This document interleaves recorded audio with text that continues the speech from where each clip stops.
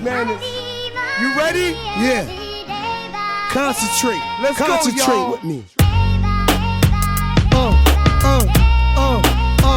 What you say? We do this day by day. Yeah. We live like this cause we got it, y'all. Every day I pray. Here we go. How you doing, man? Yeah, I'm doing very well. Thanks for making the time this evening. Well, this evening here in the UK. Yes, yeah. So, you know, when I put out the fact that we're bringing on, I had loads of questions. But one of the things about our show is that most of my viewers like to know the background side. They see the videos, they see the albums, but they want to know what was like behind the scenes, the good stuff and the challenging stuff, because it's in this time of COVID and stuff, it's always motivating to hear that, you know, it's not always glamorous at the other side, and you have to go through stuff to come through and stuff. I have an international audience, so it'd be great to find out where you're from and go from there. Oh man, born and raised in Chicago, singer-songwriter, producer. Yeah. Yeah, Chicago. You know, because I went to college in Milwaukee, and Chicago. You know, we used to Michigan Avenue, the Pier, and stuff. Yeah. Never really got down to the South Side. But what part of Chicago were you raised? South Side. I grew up on 45th and King Drive, and then, you know, my mom and dad were separated, so I lived with my dad as well, and he lived on 52nd and Damon. So it's like right there in the heart of the hood, you know. Wow. I mean, there's a lot in the news about Chicago right now, but as I said, when I used to live there, when I used to visit, it wasn't as bad as things are now. But music, though, where was inspiration from for you? For me, musically, man, my mom had a hell of a record collection, man. I mean, she had so many records, man. She probably had over 4,000 records, man. 4,000? Yeah, because she collected records for a long time, man. And every day, man, before she get up and go to work, man, she had a music blasting. So my inspiration came from, you know, listening to Stevie Wonder, Michael Jackson, Gene Carn, Patrice Rushen, the Isley Brothers, the Commodores, Tina Marie, Rick James, Keith Sweat, Babyface. I mean, it's everybody, you know, everybody that was out. She, you know, she loved music that much that she bought the Stylistics, the 5-Stair-Step, you know. So my music diversity goes from the beginning. My grandma played a lot of jazz music too. Wow. Sarah Vaughan, Dizzy Gillespie, just so much stuff I was able to listen to growing up. The ability to sing, where did that come from? Well, my mom and my dad sings. My dad is an awesome singer, man. Him and his brothers had a group. Wow. They had a gospel group. They sung a lot of gospel. Then they switched over to R&B a little bit. And my mom was also in the group. They met each other, and then they had my sister, and they had me. And my grandmama sang as well. Wow. Was it always in from you to become a singer, or what was it like as a kid growing up? I mean, for me, man, I couldn't really see myself doing anything else but music. You know, like that was the thing. You know, when I was in high school and in school, man, I was a horrible student. You know, the funny thing about it is I would pass the test, but I didn't like school. The only thing I liked about school was music class. You know, I'd have all A's in the music class and be horrible at everything else. Okay. Because I was interested in music, you know. So, yeah. Now, I did hear that you joined a group. Was it Porsche or Porsche? Porsche. Porsche. Okay. Yeah. Okay. Yeah. What was the idea? I mean, about being in a group? Because what year was this? Around what year was this? I think I was in the group. My group started around when I was maybe 15. I don't know how many years ago that was, but I think it was around maybe 90. Maybe 90, late 80s or something like that. Yeah, no, about 89. Okay, something like that. I mean, I was in high school, and I worked at this. I worked at McDonald's, and this is how I got in the group. I was working at McDonald's. I was flipping the burgers and singing and stuff like that. And then the manager had came over. He was like, "Yo, dude, man, you sound pretty good. we're having an audition for our group. I think you should come and try out for it. So, you know, quite naturally, you know, I went, I sang for them. They loved it, and they put me in the group, and that's how I got in that group. So were you guys performing talent shows and stuff? Man, we had countless talent shows around Chicago. We went up against a lot of groups that were in Chicago at the time. We made a pretty good name for ourselves in Chicago, but we never could get signed.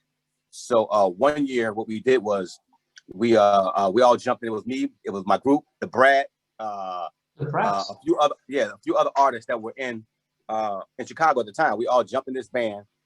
A lady by the name of Helen Wooten was kind of like our managers. So she put us all in this van, man. We drove down to Washington, D.C., and we had a showcase, but nobody came to the showcase because nobody knew who we were. So we're performing in front of this empty audience, you know, with nobody there. So, you know what, we decided, man, that we were going to go outside the hotel and just sing for anybody who walked up. And Eddie F, Heavy D's DJ, was one of the people that walked up. He was like, yo, man, we like, can we sing for you? He was like, go ahead, I don't care. Did you know who he was, though? Did you know that he was Eddie F? Yeah, we knew he was Eddie F. Because, you know, we watched the videos. We, you know, like, oh, that's Eddie F right there. Let's go over that, you know. So we asked him, can he sing? Can we sing? He was like, yeah, go ahead. So we started singing. He loved it. He was like, yo, man, I'm going to sign you guys. You know, quite naturally, we didn't believe it. So when he walked off, we started singing for somebody else because we seen another star come out. So we started singing for them. He immediately walked back over and was like, no, don't sing for nobody else, guys. I'm going to sign you. And about a month later, 2 months later, he sent us plane tickets from Atlanta. I mean, he sent us plane tickets to Chicago to fly to Jersey, where he lived at the time. And that's how we got signed. Well, was it the group and the Brats, or just the group? That was the group, the whole group. But what about the Brat? You said she was part of the. Did she? She had met at that time. She had met Jermaine Dupri. Okay. And she had got signed as well. Okay. So he signed these. How many were in the group? 4. It's a 4-member group. Okay.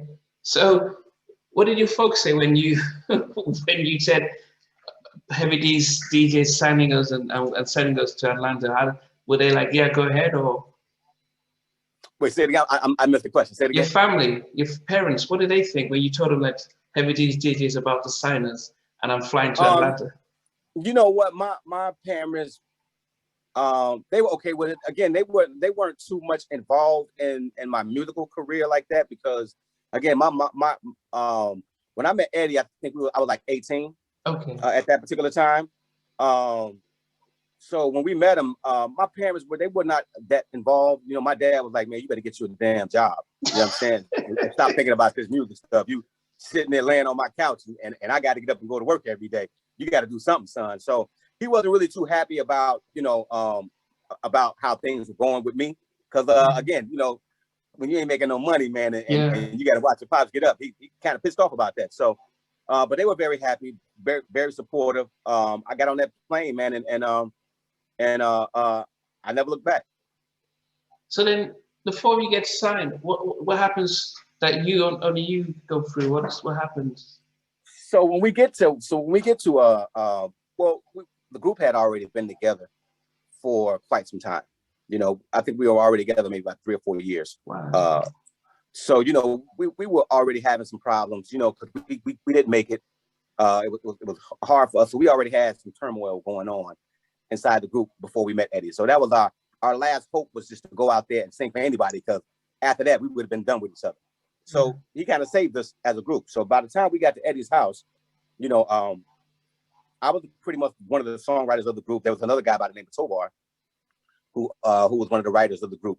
Also, Paul he didn't write as much, but he did write some. So when we got to Eddie's place, I was the only one who can play the piano. So when we got there, Eddie had this. He had a pre-production room, and he also had the big studio in his house. Wow. So he would let us go down there and just create and just learn the equipment.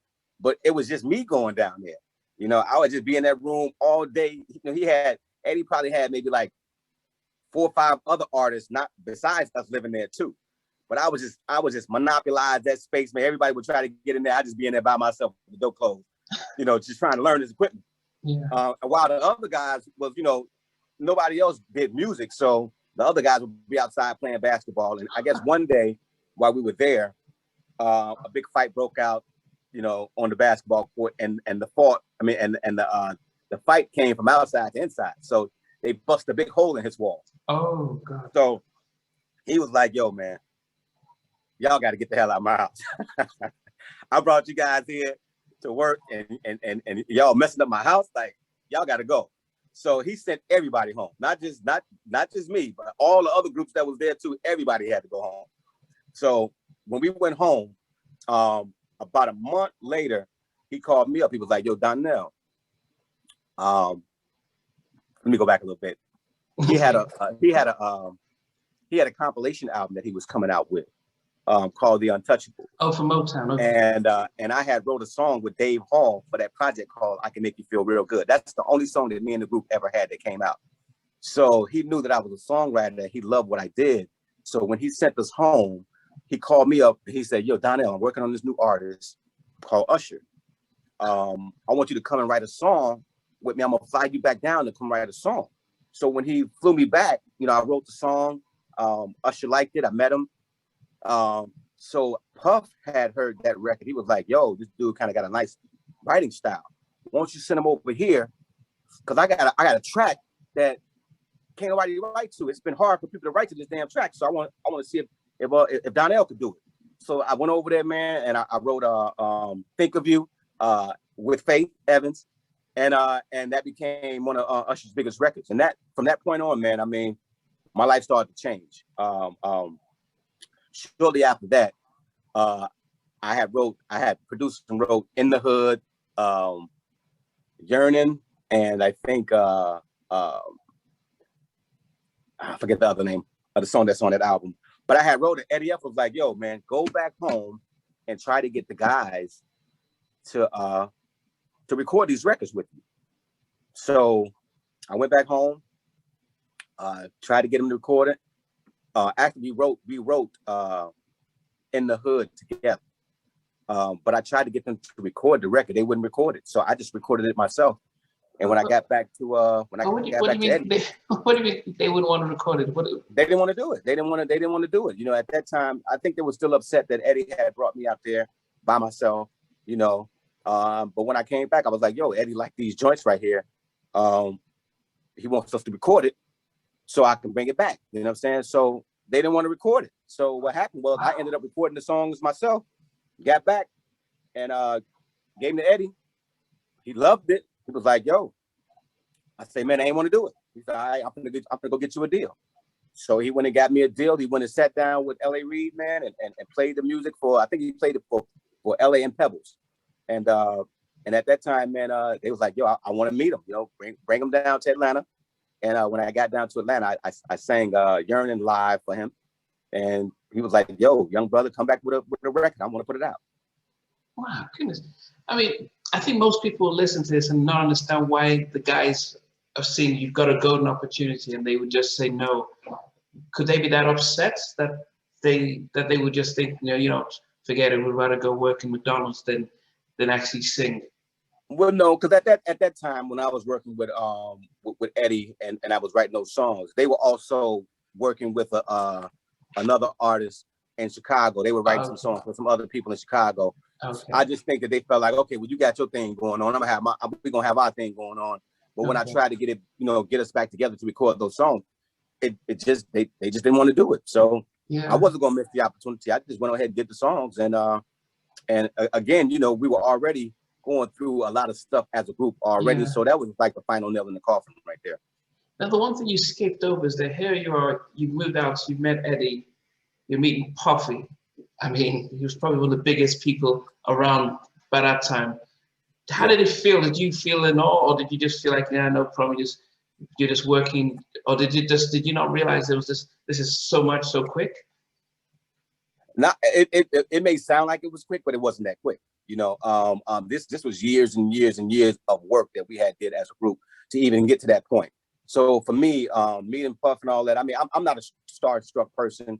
I don't, my opportunity to work, that was what I always wanted. So I went in with my head down and I worked. You know, when I got to Jersey and to New York, Eddie put me around I was around Kenny Green.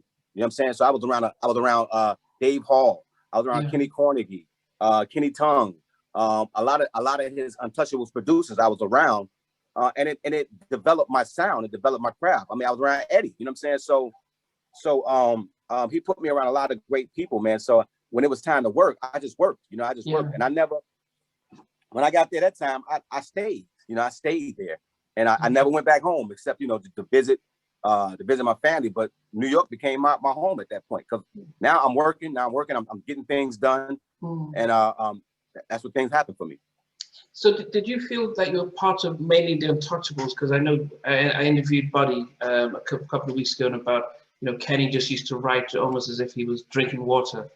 Did Eddie try and keep the Untouchable teams close by, or the fact that you're signed to LaFace, do you have to follow the sort of TLC and the LaFace crowd? But what was it like? Nah, I was all Untouchables, man. I was a LaFace art. Well, I was an Untouchables artist on LaFace. Okay. Because it was a production deal with Untouchables and LaFace. So I was always on Untouchables. Okay. And Eddie wasn't like that, man. Eddie was like, yo, man, go work, go do whatever you need to do. You know what I'm saying? Because the bigger you are, the bigger it makes our brand. So he was never that kind of person where he want to hold you. Nah, he wasn't like that. He was more like, you know, the more you go do everything. You know, go do everything, because it's gonna make you bigger as an artist. Yeah. And that's what I really appreciated about him, man. He never held me back. You know what I'm saying? He always, you know, pushing me. You know what I'm saying? Even sometimes I would be a little hesitant, he would still push me. You know what I'm saying? Nah, go do that. Yeah. So that's what I really respect and love about Eddie.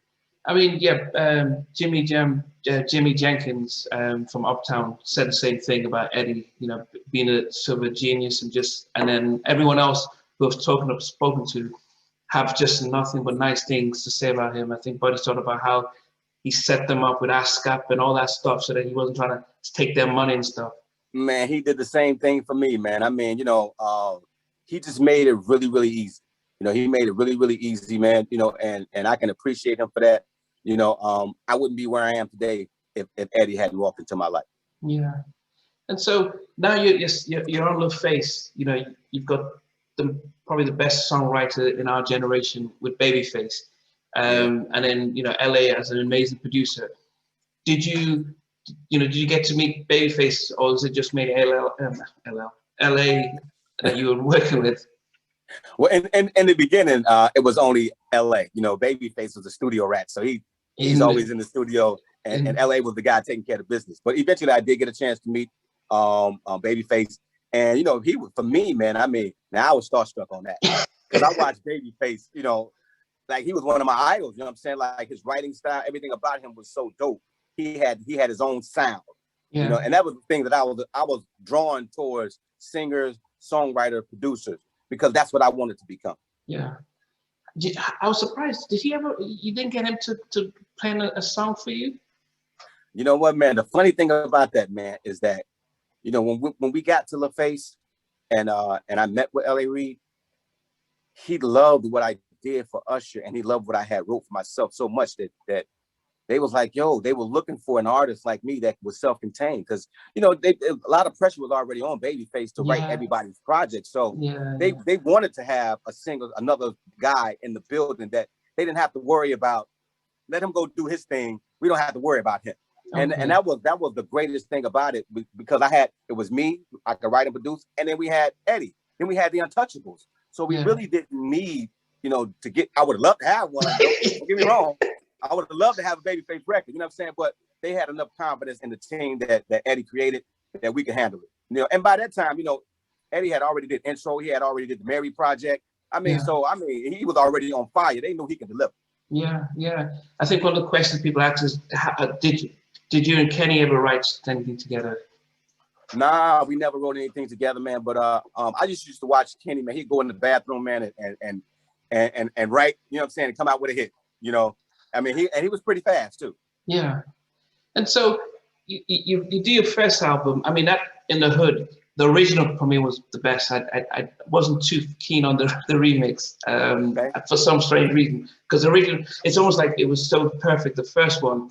But what was it like then doing a video shoot and then doing all the promotional stuff? Because being an artist in a studio is one thing, but now you have to go promote yourself. What was it like for you? I mean, you're doing it now, but back in those early days, what was it like for you?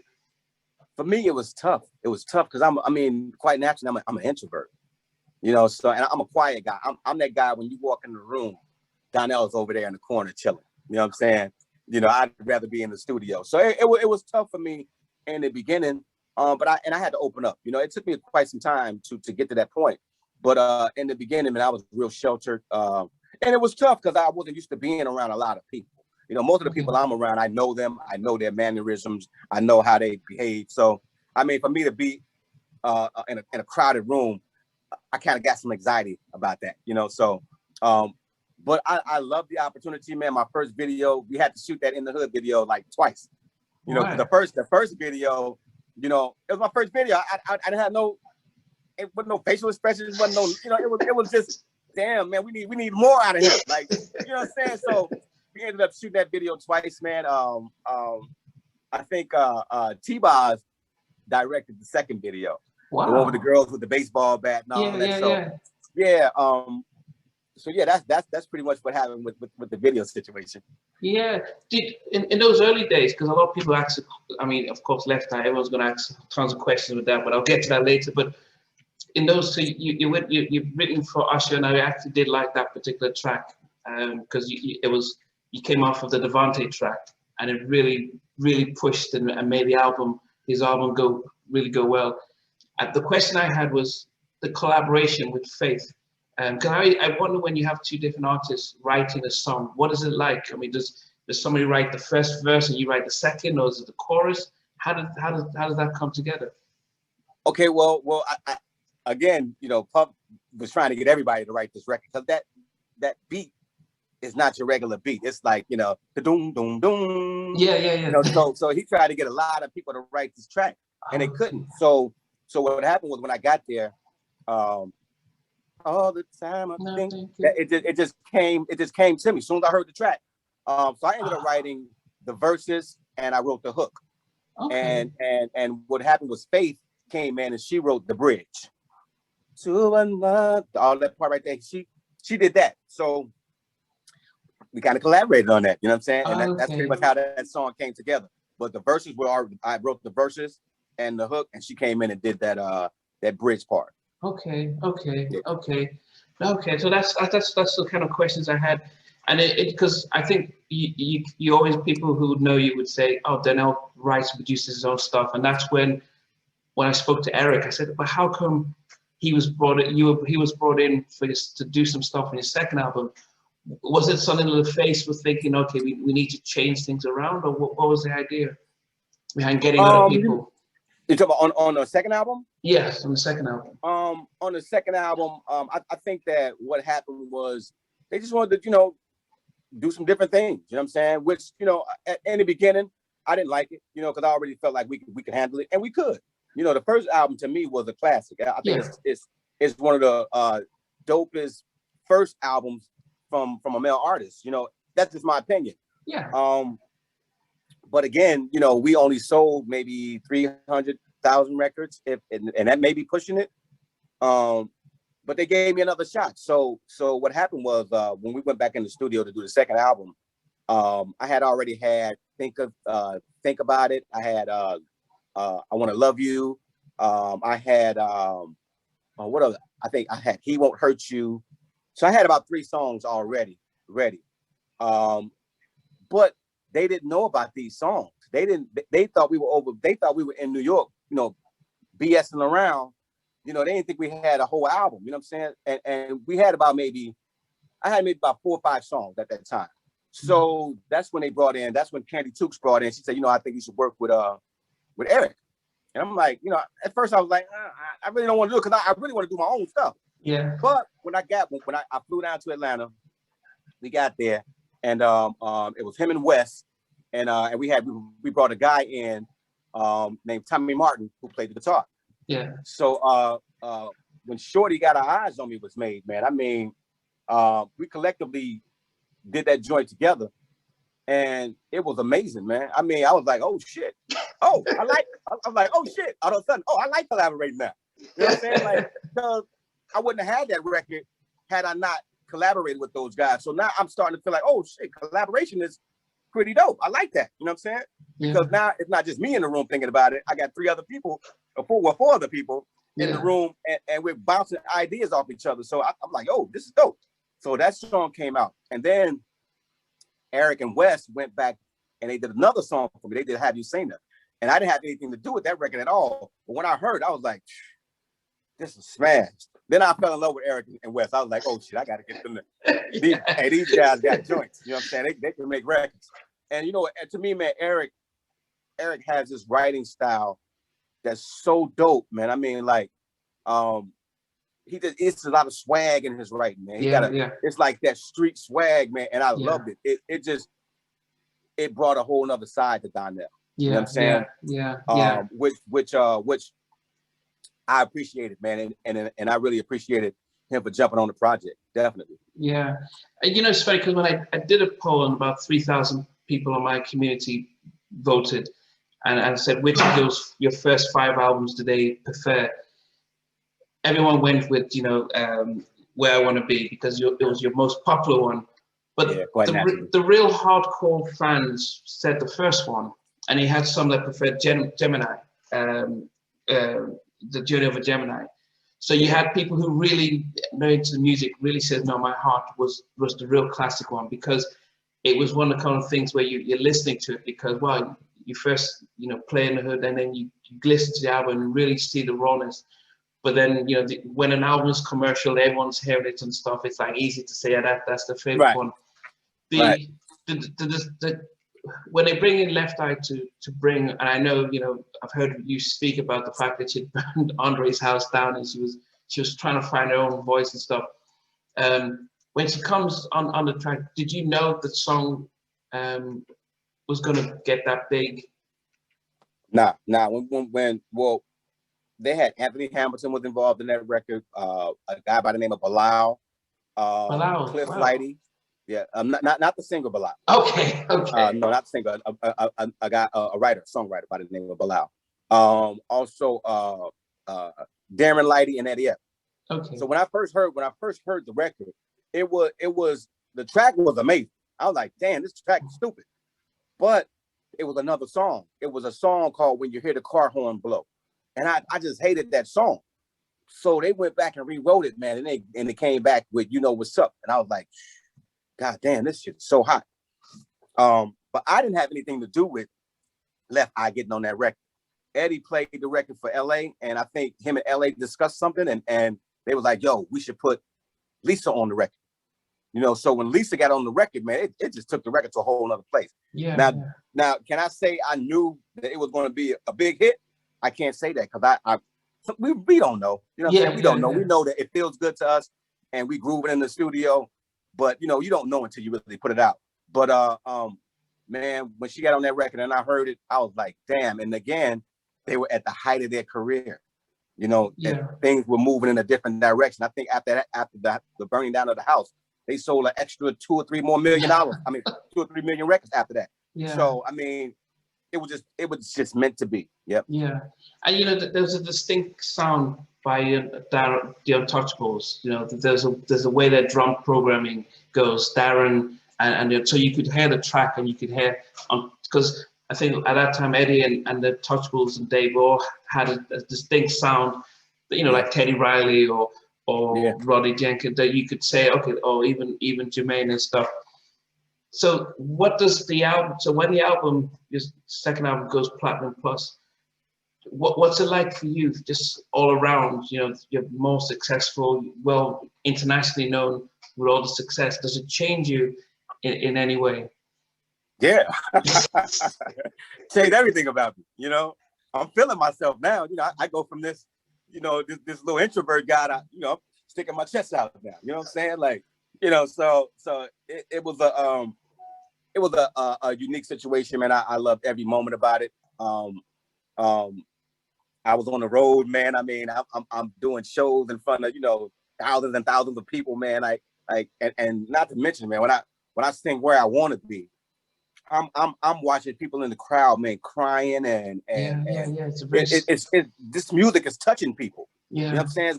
We go from happy moments to sad moments. You know what I'm saying? So it felt like I had arrived, and it felt like I was really, really touching people with this music. You know, especially in London, man. I remember coming in London and singing "You Know What's Up" for the first time, and I couldn't even really sing it because the crowd was singing it louder than me, and I had the microphone. Wow. You know, so it was I had amazing moments, man, with that particular album, man. And still today, man, when I come over to London or everywhere I go, man, it's when those two records I played, man, the crowd, man, they go wild, because I guess it's a moment in their life that they remember that made them feel good. Yeah, I mean, or sad. Yeah, no, but you came out at the right time in the era where music was appreciated. So I think where we wanted to come to is coming to this, the fact that you've come up with your seventh album called 100% Free. Yeah. Now, I follow you on Instagram, and I noticed that over the summer there was, you know, there was I don't know if there was some, one of the things that we've noticed just in general that I didn't realize how much the record labels had a lot of ownership over people's work. So Prince has been talking about this for many years, even Michael Jackson in the early 2000s. And it's only recently that my audience and I are realizing that, wow, it's like go to Walgreens, buying ingredients to make a cake. And then by the time you make it, Walgreens says, well, you know, we actually own the cake, so we could give you a slice of it, but we're taking the rest home. Right. And so I just wonder how much of the business side of the industry did you not really grapple with when you first started, that after a while you realize, wow, it's not as fun as I actually thought it would be? Well, you know what, to be honest with you, man, I didn't, in the beginning, I didn't care. You know what I'm saying? Because I'm a musician, man. I care about the music. I'm not thinking about the business part of it. You know what I'm saying? Like, that's what we hire people to do. You know, I'm a creative person. You know what I'm saying? So I didn't care. And when I got my, I was 19 when I got my, maybe 19 or 20, something like that. When I got my publishing deal, I didn't have no money. You know what I'm saying? And then somebody gives me $80,000. I'm like, oh shit, what the hell, man? I mean, you know, I know I wasn't rich, but I go from 0 to 80 grand. I'm able to do some stuff for my family. I mean, not much, but I'm able to do something. So I didn't think about those things, you know. Those things didn't come later on, until later on after the way I want to be. Now I'm starting to think about, okay, because I at the end of the day, man, I got some great checks. I don't know about the other artists, you know what I'm saying, but they took care of me. Yeah, maybe because, you know, again, there's a difference. The difference is that if you're an artist and you're out here singing other people's songs, you're gonna have a hard time. Yeah. That wasn't me. You know, I was out here singing my own songs. I had ownership of my publishing. You know what I'm saying? Like I did a publishing deal, but they only had owned 25% of my publishing. Wow. You know what I'm saying? So while I wasn't getting money from LaFace, I was still getting money from ASCAP. I was getting money from my publishers. So I wasn't in a bad position. You know what I'm saying? I can't really say I ever made a dime from LaFace because we were always unrecouped. But I had money coming from other places. I had show money. So it wasn't like I was twiddling my thumbs like, oh shit, what's going to happen next for me? Yeah. I just kept working, man. You know, and I love the fact that my life went that way instead of me not being a songwriter, because I hear the horror stories of you know, so many people, man, not having money and being broke, and it can happen, man, especially when you're chasing that look, because artists have to look a certain kind of way. You got to drive a certain kind of car. You can't, you know, there's this thing you got to keep up. Yeah. Well, no, but you started off by talking about how Eddie was different, because most people in his position would have meant that you would have had your publishing stuff. And so that's a lot of credit goes to him for setting you guys up. Man. I mean, you know, he had a staff, man. They made it really, really easy, man. They set up everything, man. Again, I was a producer on Untouchables as well. So, I mean, he was getting me work. You know, the 702 record came from him. Eddie, Yeah, I had a group. I had a group at the time, these young girls, and I had wrote the song for them. So Eddie came and heard the record. He was like, "Yo, I'm working on this group named 702. You should give them this record." I'm like, "Nah, this for my group." He's like, "Donell, I'm telling you, you should get them this record." So I said, "You know what? All right, here you go. Just take it." And he played it for him, man. Next thing you know, they wanted to record it. You know, so I was always in a position to get money working with Eddie. You know what I'm saying? Like I was, because he made sure that, you know, everybody on his team ate. And that's what I respect him and love about him, man. Because I mean, you know, he kind of almost like a lot of times he would give other people deals when he could do the work himself. He'd be like, "Nah, you know what? I'm gonna send Dave this. I'm gonna send Donell this." When he could have actually did it himself. Yeah. You know what I'm saying? So I mean, you gotta have a lot of respect for somebody like that, man. Yeah, definitely. So I just have, let me, if I run through some of the questions that people ask, because there's a few of them here. Okay, somebody said, okay, so with the success of the Usher stuff,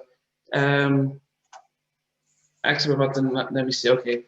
What was your favorite spot to write and reflect? Studio.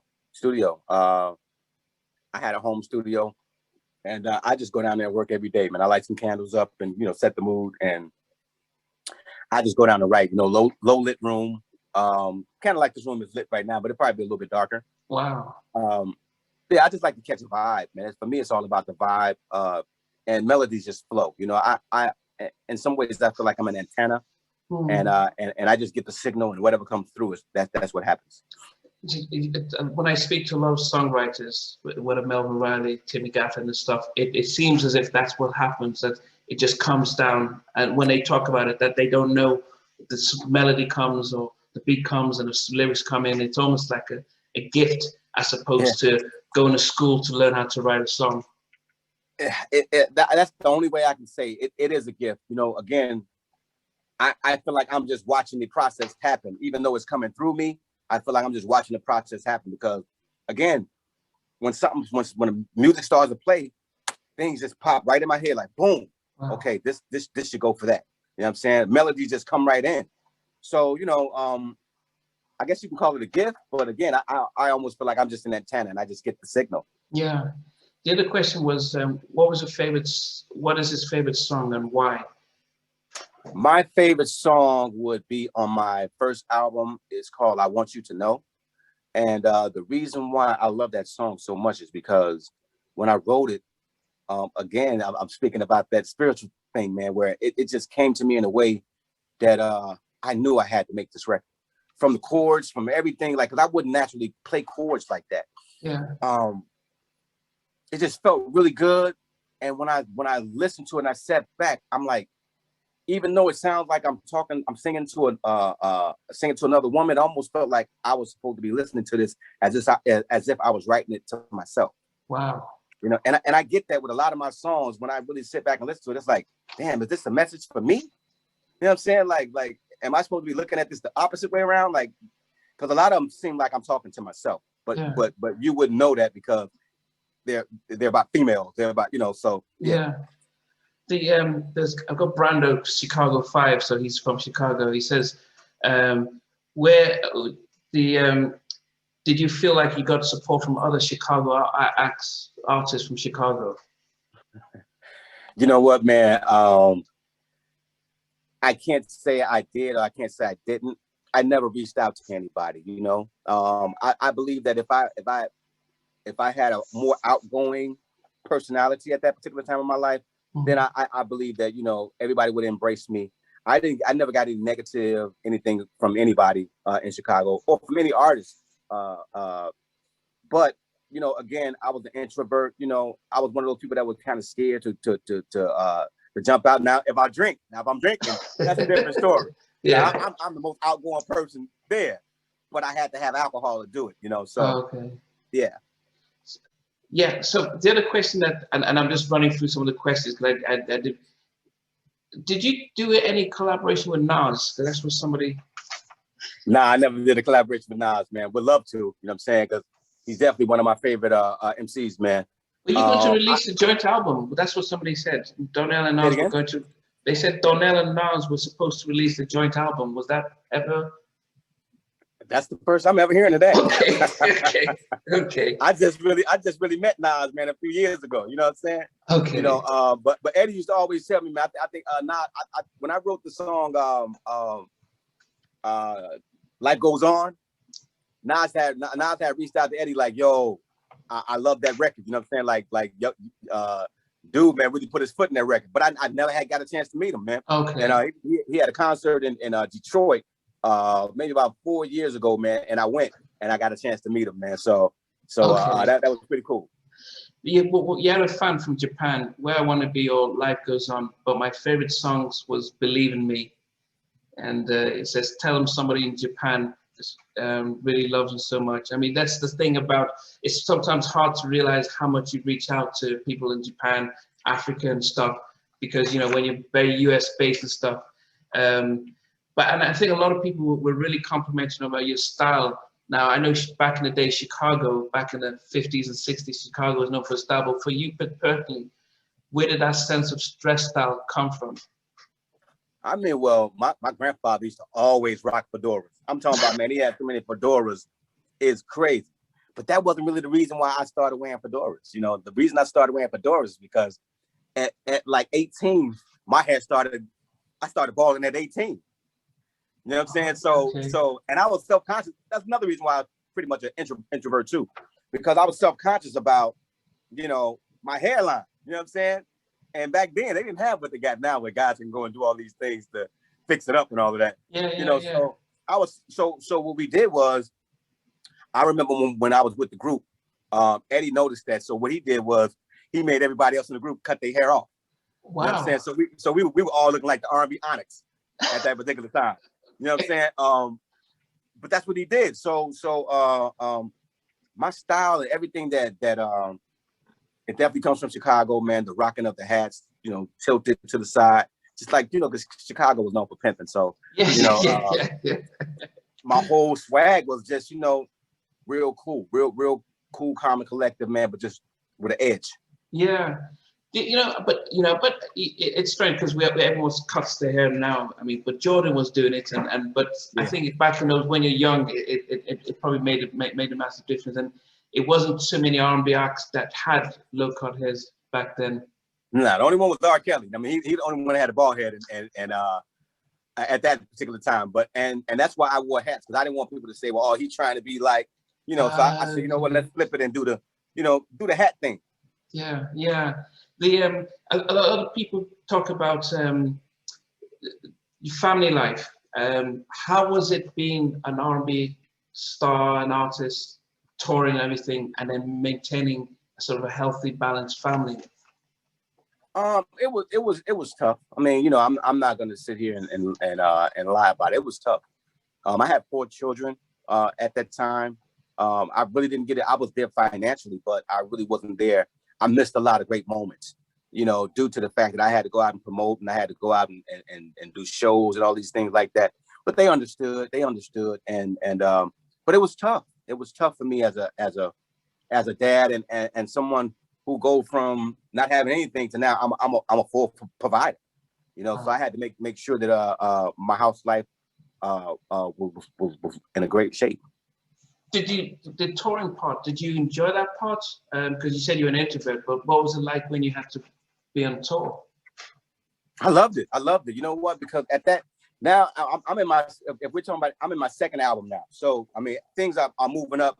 I knew how to turn into that guy when it was time to go on stage. You know, there were 2 different people. And I'm a Gemini too, so I knew how to turn it on and then turn it off. You know, so I had to become somebody else when it was time to go on stage. And I did that pretty well. I do that still today. You know what I'm saying? Like, when it's time to go on stage, as soon as I put my clothes on, it makes me feel different. You know what I'm saying? Now, you know, I got my swag is there. But until I get, it's almost like a superhero. When they put the suit on, then they ready to go. That's how it is for me. Like, when I put my clothes on, I'm looking in the mirror and putting the hat right, and it just makes me feel like a totally different person. Then I go out and do my thing. I always heard Beyonce when she said it back in the day that she you know, because when you interview her, she's very shy and reserved. Then she says, but when she's on the stage, she becomes a different person. And I didn't understand that, but as you're saying it, kind of makes sense that you're able to put on another person. And but then if you were in a small private gathering of 6 people and they said, hey, sing, would it be a challenge? It probably would.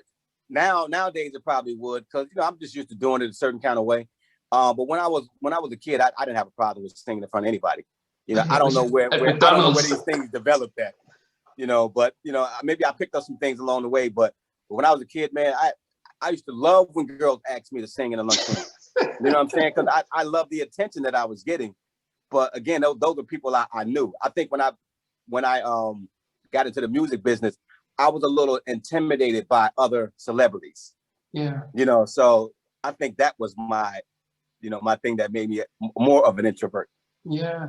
So did you apart from Left Eye, which other and you also did some stuff with Usher, but what about the other people, Tony Braxton and Outkast and Goody Mob, Pink? Did you, because you're part of LaFace, did you guys sort of, even as yet, did you guys have a office party and everyone's doing stuff? I don't know. You know what? I mean, honestly, I don't know, because again, I lived in Jersey, and LaFace was in Atlanta. Yeah. So all of the LaFace artists lived in Atlanta. I was the only one that didn't. Because I was an Untouchables artist. I was just signed to LaFace. So as Untouchables, yeah, we got together, man. We balled out. We had a great time. Yeah. But for me, when we did, I knew everybody. So I can have a great, it's different when you know everybody in the room than, when you go somewhere you don't know nobody. Yeah, some people can function in those situations where they can still be the life of the party when they don't know people. Yeah. I wasn't like that. yeah. But okay. So, but with Intro then, because they were a ggroup that were, I mean, their songs were so powerful, especially with Kenny wrote and stuff. Yeah. Unfortunately, that's such a strange thing. Their albums didn't go double platinum. I was surprised. Everyone would tell you they loved Intro, they bought the album, but it didn't get the push. But I know when I spoke to Buddy, he talked about Kenny's passing, especially after the road New Line. But he's part of Untouchables. Yeah. What was it? How hard was it for you guys when he passed or when he was going? Were you all there? Well, I mean, it was tough. It was pretty tough. I mean, it was very unexpected. Again, I had only met Kenny a few times. I wasn't really close with him like that. Okay. And when I came around, they were so busy on the road. They weren't really around a lot, okay. Because they were promoting their album. They were out doing their thing. So as they finished their project, I think we had came to Eddie maybe a year after that. So they were out doing their thing. Okay. So we didn't get the chance to spend a lot of time together. But I got a chance to hang around with Chico DeBarge. Chico. Yeah, that's a good brother, man. Good brother, man. I think I wrote a song for him on his album because he used to be signed to LaFace too. Before I got signed to LaFace, he was a LaFace artist as well. I only remember him at Motown. Okay. No, he was on LaFace at first. Then he went to Motown. Okay, I wrote his album on Motown. Okay. Yeah, man. So yeah, I got a chance to be around a lot of great people, man. But I'm still an introvert. I was still, one of those quiet guys. Yeah, this is somebody. There's Omar who was into music as well. His what he says, he suggested that did you record your own version of "Get It Together"? Maybe a duet with Mila. Nah. It was always a woman's song. So I never thought to lay any parts down. I strictly wrote that for a girl group that I had. Okay, I think the question I did have then, I guess, is with this your 7th album, the whole dynamics of music has changed. R&B has almost been wiped away from us and stuff. what was your, I mean, from somebody who was, you know, really in the mix of it, you know, in the 90s and early 2000s, which especially with the Untouchables doing a lot of work, and then you've seen hip hop being pushed by the labels and stuff. What was it like for you guys, especially for you, to see how your core was being limited, very limited airplay? So people are saying, look, we didn't get to listen to most of the other albums because it wasn't getting much airplay and promotion because hip hop was pushed in. What was it like from the inside as an artist? It was horrible. I can remember, you know, again, being on LaFace Records, and I seen the shift coming when, you know, when Arista Records shut down and all the artists had to go over to Jive Records, and then L.A. Reid, he went over to Def Jam. I seen a shift then. You know, I knew something was happening.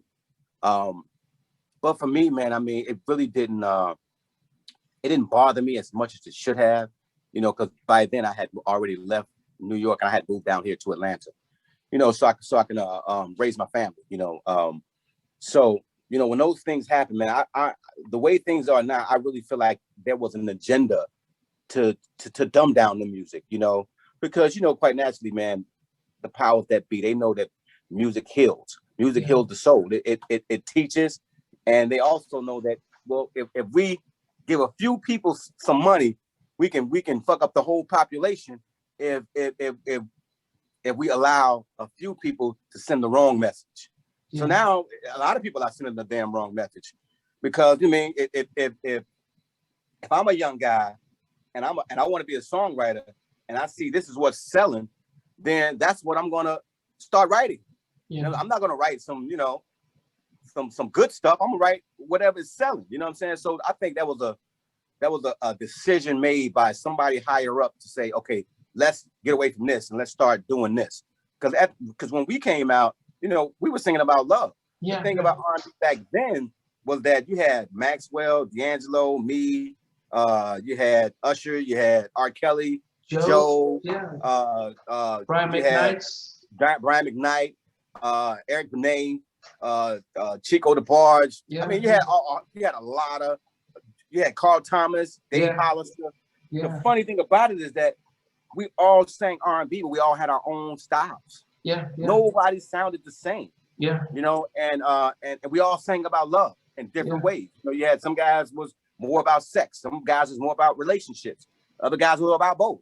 You know, and I think that what's going on today is the fact that a lot of people sound the same. You know, a lot of the music sounds the same. Nobody has their own sound. It's just like, you know, you play the radio and you hear one long record because everything is so much of the same. And I think back then it was diverse. You know, you had a lot of different sounds, and I think that equated to the type of love that we had back then. Now it's a little different, you know, and I think that's where we're going. We're getting back to that.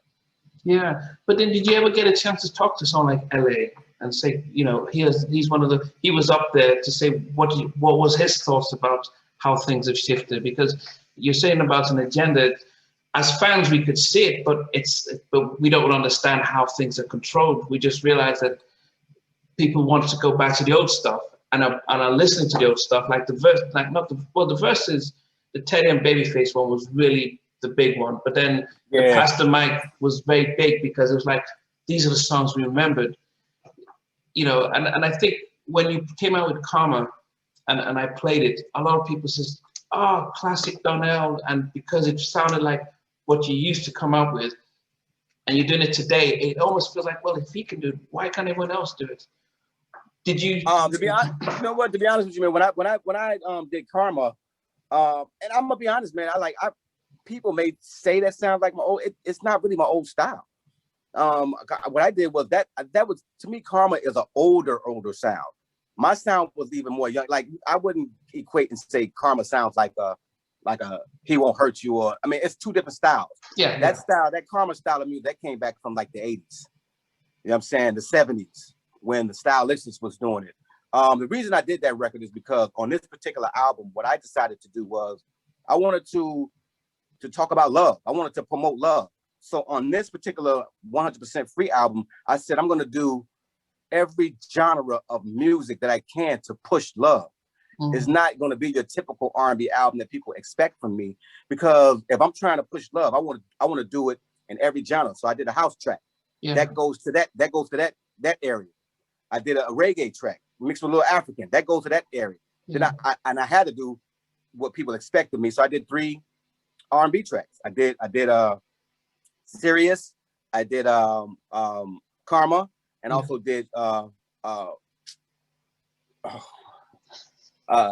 forget the name of it, but I did those records, and then I did a hip hop record, which is Fresh. But my intentions for doing this particular album was to reach as many people as I can with the message of love. If somebody is expecting the regular Donell Jones album R&B all the way through, that's probably never going to happen again, because I never want to be put in a box. My thing is, I want to grow as a songwriter, and if people don't accept that, then that is what it is. But we as creators don't want to do the same thing we did before, because I feel like if you want to listen to that style of music, then you already got those albums. Just go back and listen to those records. I'm always going to be the kind of guy that makes new R&B records, but you'll probably never get a record where it's just going to be R&B from front to end. Because for me that's boring. That's for me, that's playing it safe, and I don't want to play it safe. I want to create things that go far in different places, reach different places.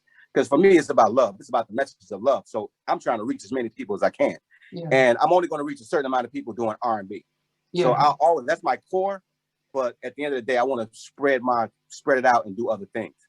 Yeah, no, and it's definitely something it's very adventurous, and I wonder, the idea of having it 100% free is something that people are like, what's the catch? But because it's very rare for anyone to give anything away for free, and especially something as precious as creative music. From your point of view, what was the inspiration for doing something like this? Because you know what, when the pandemic hit, I just seen the world, man, just go crazy, man. I mean, a lot of people lost their jobs, and I had got a strong thought that you should do a free album. Again, I feel like I'm picking up the signal. So I got a strong thought: you should do a free album, and you should name it 100% free. And then the thought came, and the thought came to do different styles and just try to push this message of love. I did it for free because, again, nobody has done it, and I don't want anything back from it. It's okay. What I'm doing now is I put it up for sale on iTunes. People can download it for free from my website, but I have a donate button because I'm also donating 25% of the proceeds to missingkids.org. And that's because, at the beginning of the pandemic, I had learned that 800,000 kids go missing every year. That's crazy. Yeah. So, I mean, why not lend my hand? God gave me this talent for free. I didn't pay for it. So why not bless the world with something for free? And I feel like, when you do things from your heart without asking for anything in return, there's going to be so many blessings behind that. And even if they're not, why not do something for people for free? Because at the end of the day, man, like we're here to help. We're not here to take advantage of. Yeah. Things. I'm okay. God has blessed me in so many ways that I'm okay. I can do this. And why not do it? Yeah. When I'm not doing this, I work as a therapist for children under 18 in the UK, and so the course that you picked up, I think it is something that we probably take for granted. 800,000 kids going missing. Yes. So you think about the families. You think that's about 1.6 million parents. Yeah, that's missing their kids. Yeah, that's the siblings. Crazy. But what does the charity, what do they do? Missing kids. What do they help find them, or what's they their... help find? Yeah, they help find them. They also, help the families deal with it. I mean, I don't know how you help people deal with something like that. I just think that, I'm just surprised that a lot of other celebrities are not talking about this. I'm just surprised that we don't see this on the news every day. Yeah. That's why I wanted to do it, because it's like, why the hell are we not talking about this? This is the biggest thing ever. You know what I'm saying? Forget who the goddamn president is or who this is. It's people, kids out here, goddamn missing. Yeah. Like, and we're not talking about it. We more fighting over other crazy shit. And, you know, we're not paying attention to the children. The children are our future. Yeah. I mean, if we're not protecting them, then what the hell are we doing? You know, so that was my whole thing. And again, me doing this whole 100% free album, it's also, we want to be free again. We want to be free from a lot of things. You know, 100% free represents free from addiction, free from negative thinking. I think, you know, it's okay to enjoy the world, but we overconsume everything. We overconsume. Now we can't even live because we can't live without it. Yeah. You know, so my whole thing with pushing 100% free is to be free from everything that may be harming you, because the body is the temple. Yeah. And if we're not taking care of this thing, then, I mean, that's why we leave Earth a little bit sooner than we should. Yeah. Because we don't pay attention to our house, the house that we live in. Yeah. So that was my thing with pushing 100% free. I felt like I got a message, and I felt like I wanted to participate. I didn't have a choice in it. Yeah. I had to do it. You know, I had to do it. Yeah. You know, somebody did ask about where you go when you're writing songs, but then there's a point that I knew that you had to take a time off to meditate. Well, you know, what was the reasoning behind that, and where exactly did you get to go? I was, man, about maybe 13 years ago, man, I was having a tough time. You know, I was drinking a lot, smoking a lot of marijuana, having a lot of negative thoughts. I was just going through a lot of things mentally that I couldn't explain. You know, it just had me down. And the only thing I could do was self-medicate at that particular time. So I had went on Twitter and I had asked somebody, man, like, what could I do? Like, and the first thing that came was, you should try to meditate. Now, I had never tried it or never did it before. So I went in and researched a little bit and tried to find out what it was about. And I did it one day. And the day that I did it, I had the most excruciating headache ever in my life. It was like my body was fighting me. My body and my mind didn't want to sit there in silence. It just wanted to keep, you know, doing its thing, you know, because that's what it's designed to do. Yeah. So I started meditating, man. I kept at it. And eventually, man, you know what? I just started to realize, like, wow, I'm in control. You know, I mean, these are just ideas. These are just suggestions. I don't have to grab every one of them. I could just, you know, I could pick and choose which ones I want to do. You know what I'm saying? Then the thought came, cigarettes. Cigarettes started to leak. And I'm like, that's just a thought. It's just a thought that pops in my mind. And when it pops in, I just got to say no to it. So once I started to realize that, I started applying it to everything. You know what I'm saying? I started applying it and making sure that, look, I'm the master. This is the slave. If whatever idea you come up with, it's up to me to either do it or not to do it.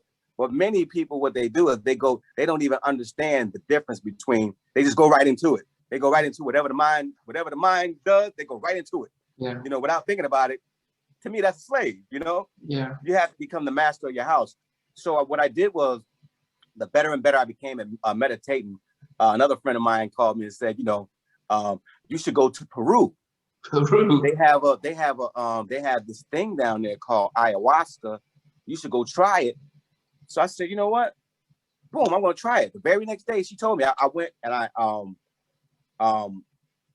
booked me a flight. Everything just lined up. It was like I was supposed to go. It's meant for me to go. So I went there, man. I stayed in the jungle for 2 weeks. Is it like a hotel or something? Is it like a camp? No, it was like it was a retreat. You know, it was probably, they had maybe 15 people. Okay.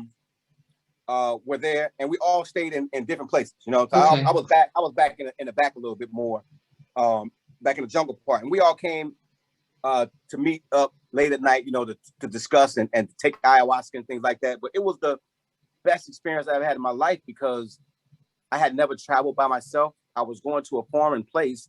I didn't know the language. I jumped off the plane with a sign saying, you know, take me here. They could have took me anywhere and killed me. So that was the first time in my life that I had to really, really use my faith. Wow. And it showed me that, you know, faith is all we got. You know, we can sit here and try to play like, you know, we in control of these things, but you know, at the end of the day, man, faith is what took me there and what brought me back home. And I use that in I don't worry about anything anymore, man. I just let life happen because it's going to happen anyway. Did your family and friends notice a difference after you returned? Yeah, man. Yeah. I mean, again, man, I was an asshole for a couple of years, you know what I'm saying? Because of my alcoholism, because of, you know, so when I started to meditate, people started to see a change in me already.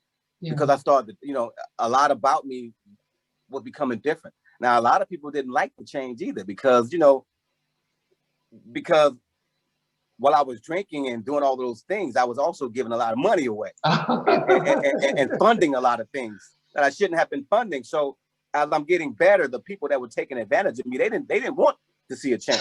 Wow. But the people that loved me were very happy and in my corner and was like, yo, man, just keep doing what you're doing. Wow. And I'm happy I am where I am right now, you know, and the stage of my life that I am right now. Because I know that, you know, in order to become a better person, that we got to fix self first. Yeah, you know, as I said, I'm a therapist, CBT, so you get these negative automatic thoughts that come in. It's like going into a bank and the thought comes, can you rob this? And somebody who has anxiety would think, oh, I'm going to rob the place, and they won't go into a bank again. Right. And you have to realize that the thoughts are going to come, but you can control the thoughts. Yeah. Yep. And you know what? And another thing that people don't realize is that it's what you pay attention to. You have to pay, you know, stop paying attention to those type of thoughts. Because you know what? I'm not gonna. I'll tell you this. They kind of own me because I got another interview. Okay. As you finish it up, that's fine. Yeah. I forgot what I was saying though. No, this was about the thoughts, about owning and taking control. Yeah. You know, so I think that, you know, a lot of people don't understand that again, it's what you pay attention to. You know, and you just gotta. I just can't wait for people to start waking up and understanding, man, that who they are inside and what's available to them, you know, if they just change their life. You know, I think a lot of us are just, you know, we're sleepwalking, and we need to understand where the power lies. Yeah. So I guess finally the album is going to come out. Are we going to expect? Now I did see on your Instagram you were with RL and was it Carl Thomas and Carl Thomas? Yeah. So are we expecting a video from Karma anytime soon? Oh yeah. The video should be. We're just wrapping it up right now. Expect a remix as well. Okay. I don't want to give too much of that away, but it's gonna be a really dope remix. And yeah, man, I'm excited, man. The album came out on Valentine's Day. You know, the day that we, you know, said love was Love Day. Yeah. Every day is Love Day, but it released on Valentine's Day. Again, I'm giving 25% of the proceeds to missingkids.org. Or, you know, again, you can go and you can download the album from my website for free. You can buy it on iTunes. You can stream it on all the platforms. It's there for you to do so. And again, I love the fans, man. I appreciate them for rocking with me. But I would love your support so I can, you know, help those kids, man. You know, and again, if you can't, there's no pressure at all. Enjoy the music. Will we ever see you back on the road again? Is when things calm down, the COVID and stuff? I can't wait, man. I mean, I really can't wait to get back on stage. It's been a year. You know, I can't remember a time in my life that I said I haven't been on stage in a year. You know, this has been a year, man, and I hate it. I hate it.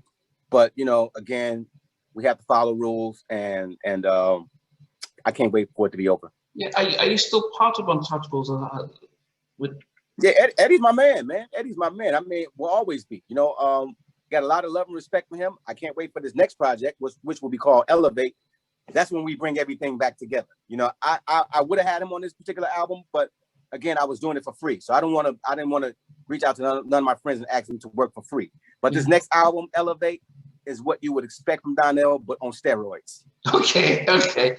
One question I always ask all my guests is that if you were stuck in an elevator and they said, look, it'll take about 2 or 3 hours, what movie would you want to watch before we get you out? What would you pick? Movie? Yeah. I'm picking Shawshank Redemption. Okay. Yeah, I love that movie, man. Love it. One of the top 10 movies ever. And then they're about to put the movie on, but they said, look, we can play a song for you before we put the movie on. What song would you request? Oh, man. I think I'm requesting Michael Jackson, Lady of My Life. You know, that's my all-time That's mine. That's my all-time joint right there. Out of all records, is that one. I mean, Rod Temperton, genius songwriter, but the way Michael delivers the song, Amazing. you know, I only listen to the song probably once every other 2 or 3 months because I don't want it. It's like fine wine; you just can't rinse it out and stuff. Back in the 90s, everyone had a Stevie remix and recover, but not many people did the Michael stuff. And I wonder, would you ever consider doing Lady in My Life? You know what? I didn't do Lady in My Life, but what I did was I did take the track and wrote my own song on it, and it's called Loving You. Okay. If you get a chance, go look it up on YouTube. It's called Loving You. I love that record. You know what I'm saying? Like if I had to choose between, I'll always choose Lady in My Life. But I'm saying if I had to choose between any of my other records, Loving You is one of those joints that it should have made my album. But again, Rod Temperton and Mike was like, nah, we're not letting you use that record. But it's a dope record.